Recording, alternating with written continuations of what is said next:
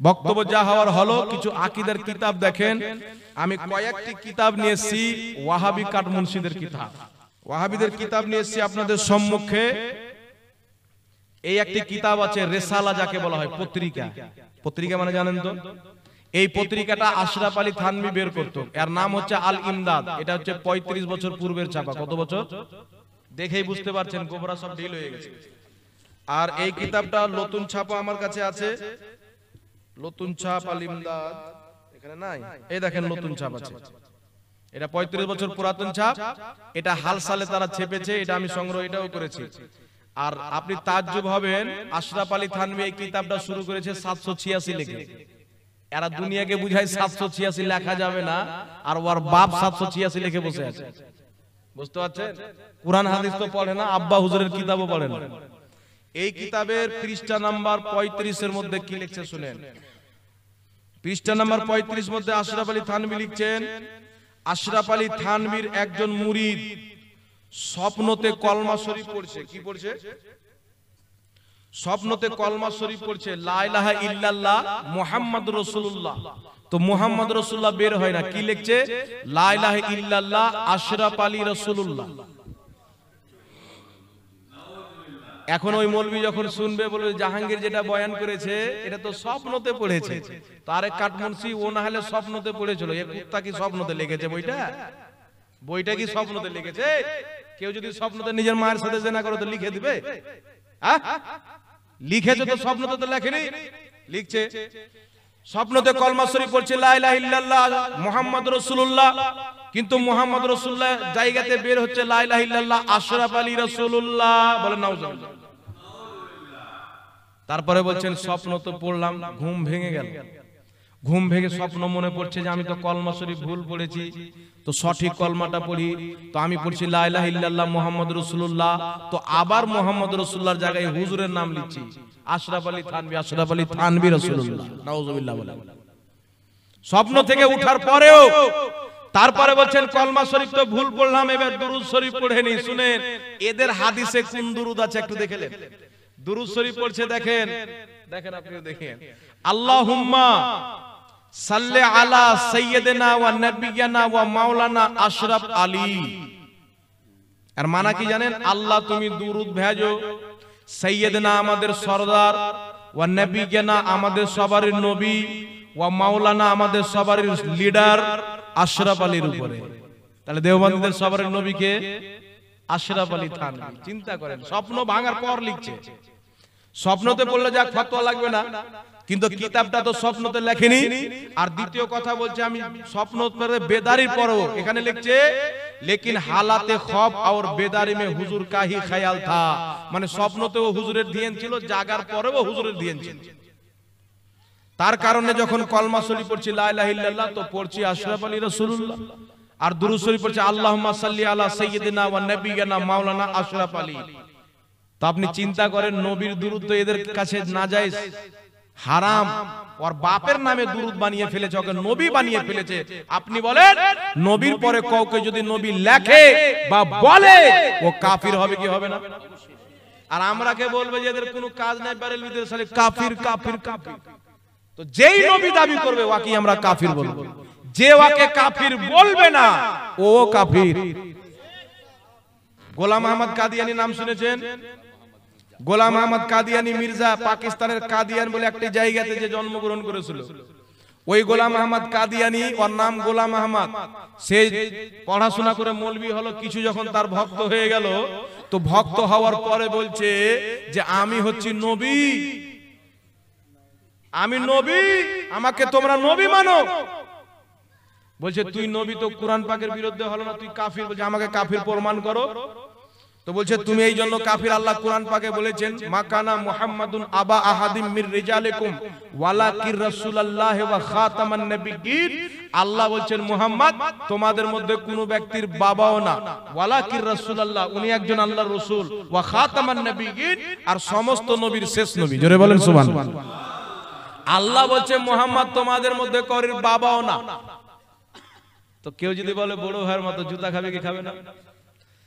তো তো আল্লাহর নবী শেষ নবী, আল্লাহ কুরআন পাকে বলেছেন, গোলাম আহমদ কাদিয়ানী তুমি নিজেকে নবী বলছো, তো কুরআন পাকের আয়াতকে অস্বীকার করলে কুরআন পাকের আয়াতের অস্বীকারী মুসলমান না কাফির?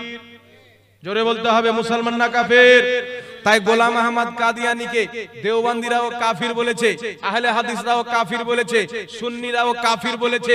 ওই গোলাম আহমদ কাদিয়ানীর মাননেওয়ালাকে পাকিস্তানের কোর্টে যখন অমুসলিম ঘোষিত করা হচ্ছিল, তো গোলাম আহমদ কাদিয়ানী এই কিতাবটির দলিল রূপে পেশ করেছিল তার মাননেওয়ালা। কিতাবটির নাম কি? তাহজিরুন নাস। লেখকের নাম হুজ্জাতুল ইসলাম হযরত কাসিমুল উলুমে ওয়াল খায়রাত মাওলানা কাসিম সাহেব, মানে কাসিম নানাতবি, যিনি দেওবন্দ মাদ্রাসা যে বানিয়েছে। দেওবন্দ মাদ্রাসার প্রতিষ্ঠাতাকে কি লিখছে? কাসিমুল উলুমে ওয়াল খায়রাত, ইলমের বন্টনকারী, খায়রাত বন্টনকারী। নবী কিছু বাড়তে পারে না, ওদের মৌলবি বাড়তে পারে। বুঝতে পারছেন কথা? এই কিতাবের মধ্যে লিখছে কিভাবে একটু শুনেন, ধ্যান দিয়ে শুনবেন। পৃষ্ঠা নাম্বার 25 নম্বর পৃষ্ঠার মধ্যে কাসিম নানতাবি লিখতেছেন, একটা মানুষকে নতুন আকীদা দিচ্ছে। আকীদাটা কি আপনাদের সম্মুখে পড়ছে, একটু দেখেন। এই দেখেন 25 নম্বর পৃষ্ঠার মধ্যে লিখছে, কিতাবটি ছাপা হয়েছে কুতুবখানা এজাজিয়া দেওবন্দ, দেওবন্দ থেকে ছাপা হয়েছে। লিখছেন, बल्कि अगर बिलफर्ज बादे ज़मानाए नबी सल्लल्लाहु अलैहि वसल्लम कोई नबी पैदा हो फिर भी खातिमियत मुहम्मदी में कुछ फर्क ना आएगा। इनी लिखছেন, যদি আমাদের নবীর পরে নতুন নবী জন্ম নিয়ে নেয় তো আমাদের নবীর শেষ নবী হওয়াতে কোনো ব্যাঘাত ঘটবে না। বুঝতে পারলেন? আমাদের নবীর পরে যদি নতুন নবী জন্ম নিয়ে নেয় তো আমাদের নবীর শেষ নবী হওয়াতে ব্যাঘাত ঘটবে না। ঘটবে কি ঘটবে না? কথা বলেন, ঘটবে কি ঘটবে না? একজনের সঙ্গে আমরা এটা নিয়ে কথা হচ্ছিল দেওবন্দির সঙ্গে, তো বলছেন যে ব্যাঘাত ঘটবে না বলেছে। আমি বললাম, শোনো, তোমার একটা চোখ যদি কানা করে দিই তো তোমার দৃষ্টিতে ব্যাঘাত ঘটবে কি ঘটবে না? ঘটবে না? তোর একটা ট্যাঙ্ক যদি কাইটা ছুটিয়ে নি তাহলে চালে ব্যাঘাত ঘটবে না? কোন দেওবন্দিকে যদি চারো সাইর মোড়ে ন্যাংটা করে পিটেন তোর ইজ্জতে ব্যাঘাত ঘটবে কি ঘটবে না? তো এখানে নবীর পরে যদি নতুন নবী জন্ম নেয়, কুরআন মিথ্যা হবে না? হবে না? আর কুরআন মিথ্যা হলে আল্লাহকে মিথ্যা মানতে হবে। আর এদের আকীদা আল্লাহ মিথ্যা বলতে পারে, আমাদের আকীদা না। নবীর হাদিস মিথ্যা হয়ে যাবে। তাই আমাদের নবীর পরে নতুন নবী জন্ম নিলেও নবী আমাদের নবীর শেষ নবী হওয়াতে ব্যাঘাত ঘটবে না। গোলাম আহমদ কাদিয়ানীর মাননেওয়ালা মোল্লারা ওই পাকিস্তানের কোর্টে দলিল পেশ করেছিল, এই দেওবন্দি তোমরা আমাদেরকে কাফির বলো, তোমাদের মাদ্রাসার প্রতিষ্ঠাতা তোমাদের গুরু লিখেছে যে আমাদের নবীর পরে যদি নতুন নবী জন্ম নেয় তবু আমাদের নবী শেষ নবী থাকবে, নবীর শেষ নবী হওয়াতে ব্যাঘাত ঘটবে না। তাই আমি গোলাম আহমদ কাদিয়ানী জন্ম নিয়েছি, আমি নবী, কিন্তু শেষ নবী আমাদের মুহাম্মদ রাসূলুল্লাহ। বুঝতে পারছেন কথা? তো কাদিয়ানীকে যে নবী বানার সাপোর্ট এই দেওবন্দ মাদ্রাসা থেকে করা হয়েছে। ওকে নবী বানতে দাঁড় করিয়েছিল দেওবন্দ মাদ্রাসা। এক গোলাম আহমদ কাদিয়ানী যখন এদের দলিল দিয়ে নিজেকে নবী দাবি করলো, তখন দেওবন্দিরা বলল যে আমাদের একটা নবী বানাও। তখন আল ইমদাদ কিতাবের মধ্যে আশরাফ আলী থানভীকে নবী বানিয়ে দিল। বলেন নাউজুবিল্লাহ। তো গোলাম আহমদ কাদিয়ানী যেরকম কাফির, আশরাফ আলী থানভী সেরকমই কাফির। আর আশরাফ আলী থানভীকে লিখে পাঠালো যে হুজুর এরকম এরকম ভাবে আমি কলমা পড়েছি, আপনাকে নবী বানিয়ে ফেলেছি, তো কি করব? তো উত্তর কি দিতে হতো? যে তুই অমুসলিম হয়েছিস, তোর বউ তালাক হয়ে গেছে, কলমা পড়, দ্বিতীয় মুসলমান হো, তওবা কর, নতুন হালে বিয়ে কর। এটাই তো শরীয়তের মসলা, নাকি বলে? এটাই তো মসলা।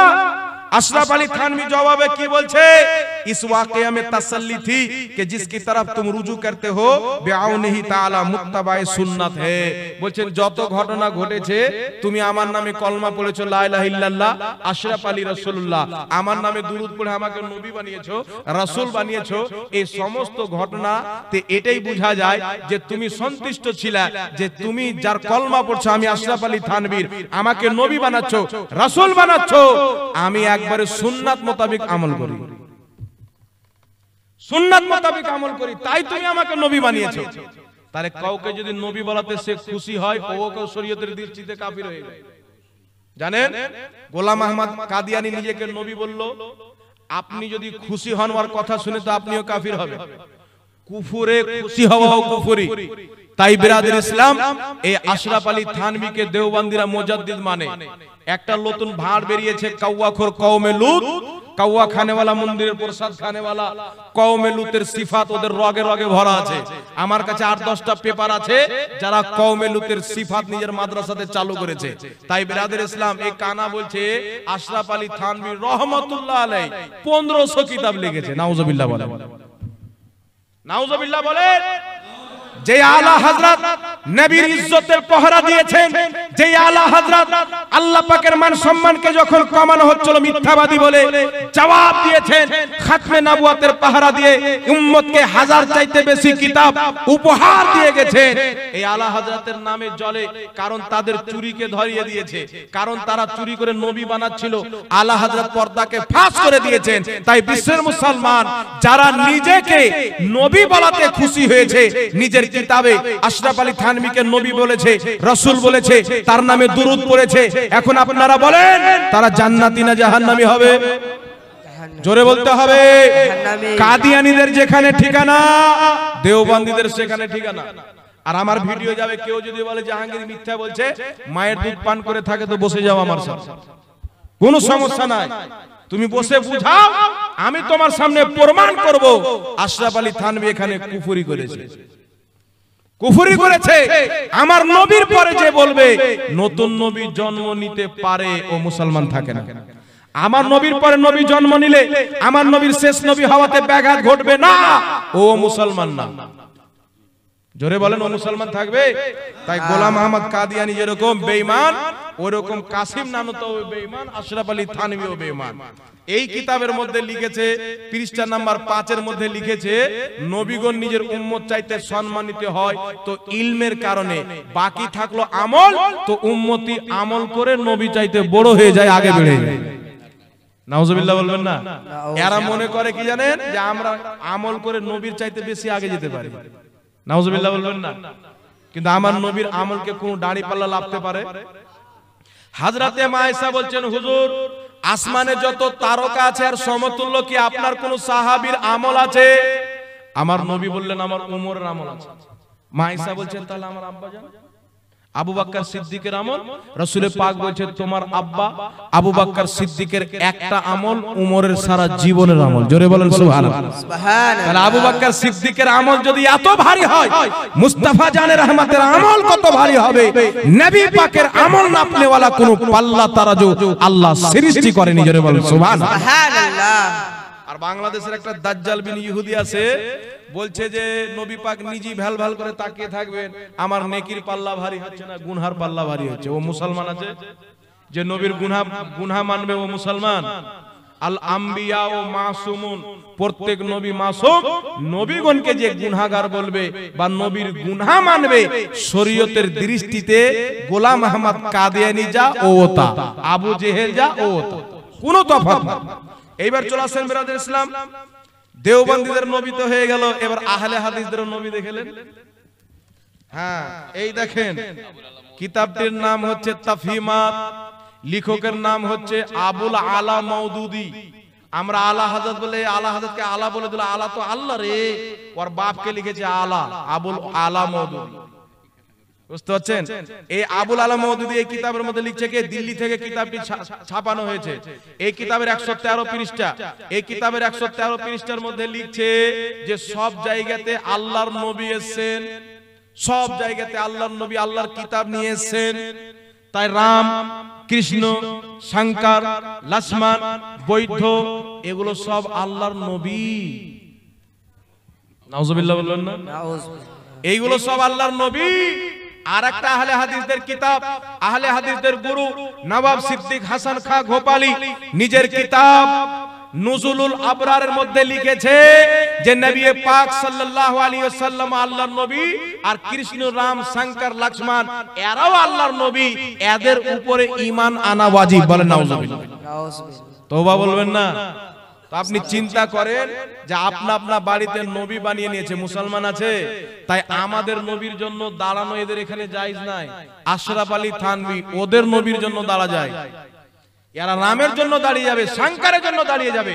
আমার মোবাইলে ভিডিও আছে, বক্তব্য দেওয়ার পরে কেউ আসেন ভিডিও দেখলেন বা আপনার মোবাইলে নিয়ে পর্যন্ত নেন বা হোয়াটসঅ্যাপ নাম্বার দিবেন, আমি পাঠিয়ে দিব। এরা মন্দিরে পূজা করতে গিয়েছে। কি করতে? দেওবন্দের সবচাইতে বড় মুফতি মন্দিরে গিয়ে পূজা করছে। এই যে দিওয়ালির পূজা না কালী পূজার পূজা গেল না, গিয়ে মন্দিরে পূজা করছে, মূর্তির গলাতে মালা দিচ্ছে। আপনি মাজারে গেলে শিরিক হয়ে যায়, আর এরা মন্দিরে পূজা করলো পাক্কা মুসলমান। বুঝতে পারছেন? যেটা ইমানের অংশ এটা এদের শিরিক, আর যেটা শিরিক এটা ওদের ইমান। এটা হলো দাজ্জাল কানার আকীদা। দাজ্জাল দুনিয়াতে আসবে, আমাকে খোদা মানো জান্নাত দিব, আর জান্নাত হবে জাহান্নাম, আর ওর জাহান্নাম হবে জান্নাত। তো এইরকম আমার নবী বলেছেন কিয়ামতের পূর্বে দাজ্জাল বের হবে, কাজ্জাব বের হবে। তাই বেরাদের ইসলাম, এদের থেকে নিজের ইমানকে বাঁচিয়ে রাখতে হবে। এই কিতাবের নাম দেখছেন বারাহিনে কাতিয়া, লেখকের নাম খলিল আহমদ আম্বেঠি, দেওবন্দের বড় গুরু। ছাপা হয়েছে কুতুবখানা ইমদাদিয়া দেওবন্দ। এই কিতাবের 122 পৃষ্ঠার মধ্যে লিখেছে শয়তানের জ্ঞান বেশি, এটা নাসে কাতাই থেকে, কোরআন থেকে প্রমাণিত। আমাদের নবীর জ্ঞান বেশি, আর কোনো দলিল নাই। তো শয়তানের জ্ঞানকে বেশি মানা ঈমান, নবীর জ্ঞানকে কম মানা ঈমান। আর কেউ যদি নবীর জ্ঞানকে বেশি মানে শয়তানের চাইতে, এটা শিরক হবে। নাউজুবিল্লাহ বলবেন না? আপনারা বলেন তো, শয়তানের জ্ঞান বেশি না আমাদের নবীর জ্ঞান বেশি? এই কিতাবের মধ্যে লিখেছে 26 নম্বর পৃষ্ঠায় যে দেওবন্দ মাদ্রাসাতে এসে আমার নবী উর্দু বলতে শিখেছে। বুঝছেন? এইটি কিতাবের নাম হচ্ছে সিরাতে মুস্তাকিম, এটাও দেওবন্দ থেকে ছাপা হয়েছে। লেখকের নাম ইসমাইল দেহলভী। আহলে হাদিসকে বলে আমাদের ইমাম, দেওবন্দিরা বলে আমাদের ইমাম। এই কিতাবের 148 পৃষ্ঠার মধ্যে লিখছে নামাজের মধ্যে জিনার শরণ আসলে নামাজ হবে, স্বামী স্ত্রীর সহবাসের শরণ আসলে নামাজ হবে, গরু ছাগলের শরণ আসলে নামাজ হবে, কিন্তু নবীর শরণ আসলে নামাজ হবে না, শিরক হবে। মেম্বারে বসে রাসূলুল্লাহ সাল্লাল্লাহু আলাইহি ওয়াসাল্লামের মেম্বারে বসে আল্লাহর কসম উঠিয়ে বলছি যে এইগুলো কথা বললাম, একটা কেউ যদি ভুল প্রমাণ করে দিতে পারে এই কিতাবের মধ্যে যদি না থাকে, আমি মোহাম্মদ জাহাঙ্গীর আলম রেজভী 1 লক্ষ টাকা জরিমানা দিতে উপস্থিত আছি। জুতোর গলা মালায় দিয়ে সারা বাংলা আমাকে ঘুরাও, আর আমি যদি প্রমাণ করে দিই তওবা করে মানুষের বাচ্চা হয়ে যাবে, আর জানোয়ার হয়ে কতদিন থাকবে? নবীর জন্য দাঁড়াবে না তো তোর বাপের জন্য দাঁড়াবে নাকি? তোর বাপ কি হাইসিয়ত রাখে? শওকত কাটমুনসি যখন জালসাতে যায়, জালসার শ্রোতারা দেখে দাঁড়িয়ে যায়, ওর ভক্তরা দেখে দাঁড়িয়ে যায়। তোর বাপের সম্মান আছে, নবীর সম্মান নাই। তোর বাপের বেলা দাঁড়ালো তো বুখারী কোথায় গেল, মুসলিম কোথায় গেল? শোন, দুনিয়া যত চলতে থাকবে নবীর মাননেওয়ালা মুসলমান নবী পাকের সম্মান করতেই থাকবে। বলেন সুবহানাল্লাহ। তাই দুনিয়া দেখে লাভ নাই। নবীর কলমা পড়েছেন, নবী পাকের কলমা পড়তে হবে। এই কিতাবটির নাম হচ্ছে হেকায়েত আউলিয়া, লেখকের নাম হচ্ছে আশরাফ আলী থানভী।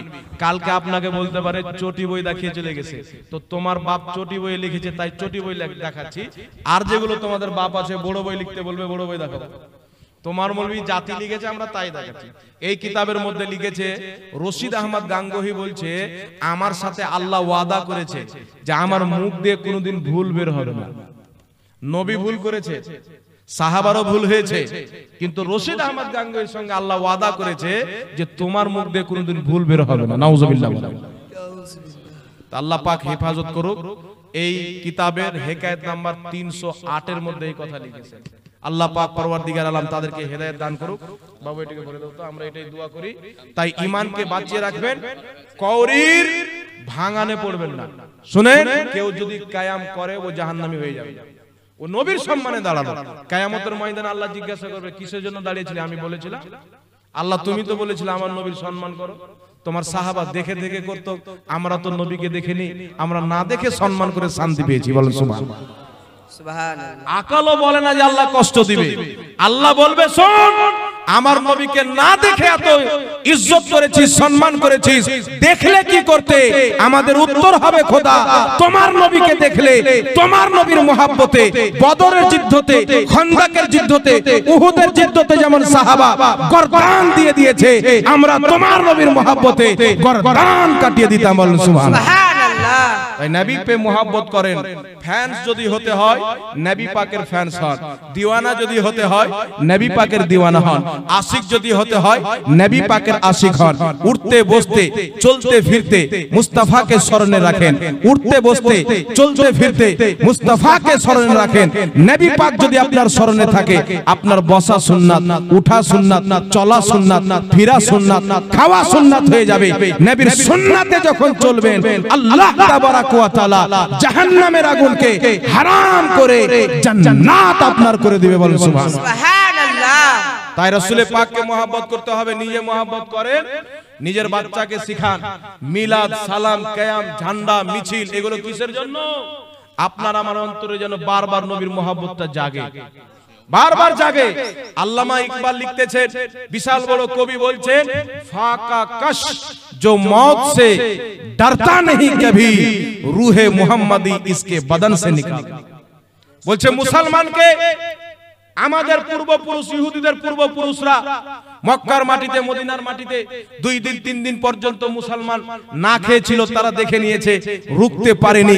এদেরকে না খেলিয়ে রেখে জিততে পারা যাবে না, এদের পানি বন্ধ করে জিততে পারা যাবে না, এদের খাবার বন্ধ করে জিততে পারা যাবে না।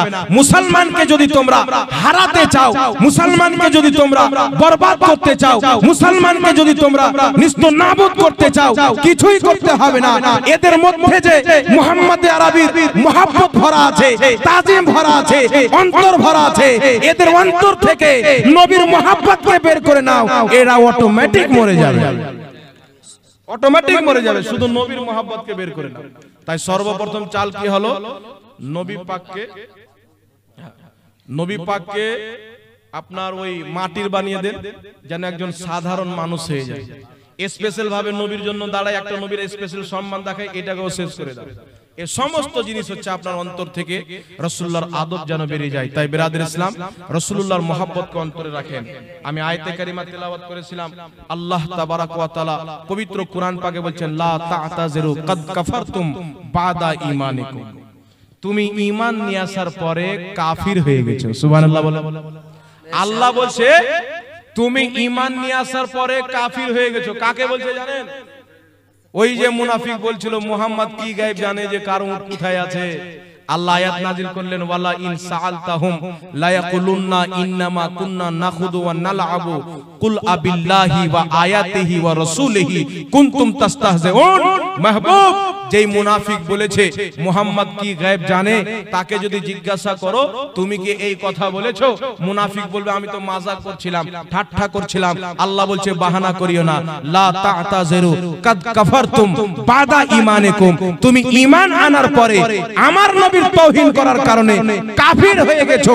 আমি আল্লাহ তোমাকে কাফির বলে পৃথিবীবাসীকে জানিয়ে দিলাম, কিয়ামত পর্যন্ত যারা নবীকে মহব্বত করবে তারা মুমিনের দলে হবে, যারা নবীর গুস্তাখি করবে তারা বেঈমানের দলে হবে। আল্লাহু আকবার। যাই হোক বিরাদর ইসলাম, জিন্দাবাদ। অনেক টাইম হলো, আল্লাহ ওয়ালাদেরকে মহব্বত করেন। আমরা মাজার যাই, জিয়ারত করতে যাই, তিনাদের ওসিলা দিয়ে দোয়া করে দিই। বাস আমি বক্তব্য শেষ করে দিচ্ছি আপনাদের সম্মুখে। মুসান্নাফ ইবনে আবি শাইবার মধ্যে সহিহ হাদিস, বৃষ্টি যখন বন্ধ হয়ে গিয়েছিল সাহাবায়ে কেরাম নবীর মাজারে গিয়ে দোয়া করেছেন। সুবহানাল্লাহ বলেন। সুবহানাল্লাহ। নবী পাকের পরে ইমাম যাইনুল আবেদিনের মাজারে গিয়ে মুসলমানরা দোয়া করতেন। তিনার পরে ইমাম মুসা কাজিমের মাজারে গিয়ে দোয়া করতেন। ইমাম শাফি রাহমাতুল্লাহ আলাইহি বলছেন, আমি যখনই মুসিবতে পড়ি ইমামে আজম আবু হানিফার মাজারে যাই, ওখানে গিয়ে দোয়া করি, আমার মুসিবত দূর হয়ে যায়। জোরে বলুন সুবহানাল্লাহ। ইমাম ইবনে আবিদিন শামী লিখেছেন। আর ইমাম শাফিকে মুজতাহিদ, এই জামানাতে বর্তমানে পৃথিবীতে একটাও মুজতাহিদ নেই, আর উনি মুজতাহিদ তবকার আলিম। তো মাজারে গিয়ে ওনাদের ওসিলা দিয়ে দোয়া করা জগৎ বিখ্যাত ইমাম যাহাবী রাহমাতুল্লাহ আলাইহি সিয়ার ও আলামিন নোবালার মধ্যে লিখেছেন, আদ-দুআউ মুস্তাজাবুন ইনদা কুবুরিল আমবিয়া ওয়াল আউলিয়া। আল্লাহ ওয়ালাদের মাজারে, নবীগণের রওজাতে ওনাদের ওসিলা দিয়ে যে দোয়া করা হয়, ওই দোয়াটা কারেন্টের মতন কবুল হয়। ইমাম মোল্লা আলী কারি একই ফতোয়া দিয়েছেন। অসংখ্য ইমাম, পূর্বের মুসলমানের এটাই আকীদা ছিল। তাই ইরাকে মাজার আছে, ইরানে মাজার আছে, দামিশকে মাজার আছে, লেবনানে মাজার আছে, ইয়ামানে মাজার আছে, জর্ডানে মাজার আছে, সৌদি আরবেও মাজার ছিল। সুবহানাল্লাহ বলেন। সব আগে সৌদি আরবে মাজার তৈরি হয়েছিল, হাজার বছর থেকে মাজার ছিল। জান্নাতুল বাকির প্রত্যেক সাহাবীর কবরে গুম্বাদ। 1922 সালে ইহুদি এবং আমেরিকারা, আরবের বাদশা ছিল মুহাম্মদ বিন আব্দুল আজিজ, তাকে নিয়ে টাকা পয়সা দিয়ে নিজের ক্যাপচারে করে মাজারগুলিকে সবকে ভাঙালো, যেন মুসলমানের ইতিহাস শেষ হয়ে যায়। বুঝতে পারলেন? এখনো তাই ওদেরই হুকুমত আছে ওখানে। ওই মক্কাতে হাজারো বছর থেকে কায়াম হয়েছে, মিলাদ হয়েছে। যে মুন্সি বলে না মক্কা মদিনাতে সালাম কিয়াম নাই, তো তোর বাপ আজকে বন্ধ করলো ইহুদিদের পরামর্শ নিয়ে। এই মক্কাতে যখন ইমানদাররা ছিল তখন মক্কা মদিনার মতন মিছিল জুলুস কোথাও হয়নি, বলুন সুবহানাল্লাহ।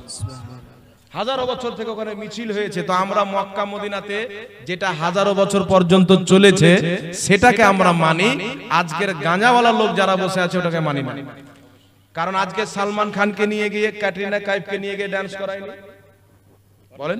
হিরো হিরোইনকে নিয়ে গিয়ে ডান্স করাচ্ছে। তো মক্কাতে হলে করব, আরবে হলে করব, না হলে করব না। তো আরবে হিরো হিরোইনকে ডান্স করাচ্ছে, তুমি তোমার আব্বা মাকে লাচাও, আমরা দেখতে যাব না, কি বলেন?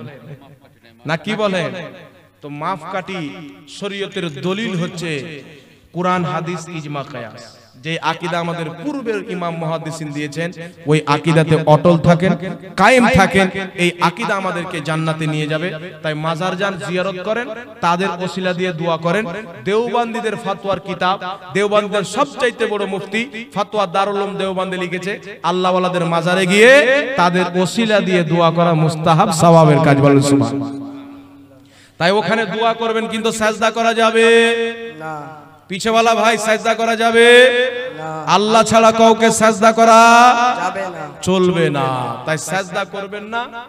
আরেকটি কথা শুনলেন গুরুত্বপূর্ণ, ওই মাজারে গিয়ে মাজারে চাদর দেওয়া ফতোয়া স্বামীর মধ্যে লেখা আছে জায়েজ, ফতোয়া আলমগীরের মধ্যে লেখা আছে জায়েজ, আর অনেক কিতাবের মধ্যে লেখা আছে, কয়েকটা নাম বলে দিলাম স্যার।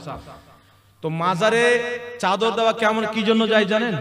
আল্লাহর ওলিদের মাজারে চাদর থাকবে, তো যে কোনো মানুষ দেখে বুঝে নিবে যে এটা কোনো সাধারণ ব্যক্তির কবর না, এটা নিশ্চয়ই আল্লাহ ওয়ালার কবর।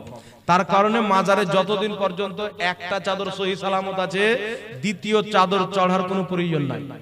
আপনি মিন্নত মাংলেন একটা চাদর দেবো, যাচ্ছেন অলরেডি চাদর আছে, ওই টাকাটা আপনি ওখানকার ফকিরকে দান করে দেন। আর ইসালে সওয়াবের নিয়ত করলেন, আমি দান করব, আর সওয়াব এই আল্লাহর ওলির মাজারে যাবে, ওই ওলি আপনার প্রতি বেশি খুশি হবে, বলেন সুবহানাল্লাহ। সুবহানাল্লাহ। বুঝতে পারছেন কথা আমার? আর আপনি চাদরের উপরে চাদর চাপাচ্ছেন, আর মাজারে যে পেটলা মোজাওয়ার বসে আছে ও আপনার টাকা খাচ্ছে। কোন মাদ্রাসা আছে মাজারের পাশে, দেখেছেন? কোন মাদ্রাসা চালায়, কোন ইউনিভার্সিটি চালায়, ওরা দিনের জন্য কি করেছে যারা মাজারে বসে থাকে, ওরা বলেন তো? ওরা আপনার আমার চাদরের টাকা নিয়ে শুধু পেট পূজা করেছে, বাকি কিছু করে, শুধু খেয়েছে। তাই আপনি টাকা নষ্ট করিয়েন না। মাজার যান, জিয়ারত করেন, চলে আসেন, নবীর সুন্নাত, সাহাবার সুন্নাত, জিয়ারত করেন, ওনাদের ওসিলা দিয়ে দোয়া করেন, চলে আসেন। মাজার যাওয়াকে যারা শিরিক বলে, ওদের ঈমানেরও দোষ আছে, জন্মেরও দোষ আছে, ওর বাপ পর্যন্ত প্রমাণ করতে পারবে। আমার নবী নিজেই মাজার গিয়েছেন, কিন্তু হ্যাঁ, ওখানে গিয়ে কুকণ্ড করা যাবে না, কুকর্ম। শরীয়তের দায়রাতে যেতে হবে, শরীয়তের দায়রাতে আসতে হবে। তাই মাজারে গিয়ে এই যে চাদর দিচ্ছেন বা আর কোন এমনি টাকা দিচ্ছেন, খবরদার দিবেন না। যে মাজারে কোনো মাদ্রাসা চলে না, কোনো ইসলামের কাজ হয় না, ওখানে গিয়ে একটা টাকা দান করবেন না। আপনি ওই আল্লাহ ওয়ালার জিয়ারত করে আসেন, ওনার নামে মাদ্রাসায় দান দেন, মসজিদে দান দেন, ফকির ফাকরাকে দান দেন, আপনি নেকি বেশি পাবেন। বুঝতে পারছেন কথা আমার? আর কোন মাজারে দান দিলে যদি ওই টাকাটা দিনের কাজে লাগে, মাদ্রাসাতে লাগে, বা আর কোনো ভালো কাজে লাগে, তাহলে ওখানে দিবেন, কোনো আমার আপত্তি থাকবে না। কিন্তু যে টাকা নিয়ে পেটে ভরে নিল, ওদেরকে দিয়ে হারামখোর, ওদেরকে বানায়েন না। আল্লাহ সকলকে হিফাজত করুক। ওয়া আখির দাওয়ানা আনিল হামদুলিল্লাহি রাব্বিল আলামিন। উঠ खड़े हो मोमिनो, ताज़ीम अहमद के लिए अर्श कुर्सी झुके, ताज़ीम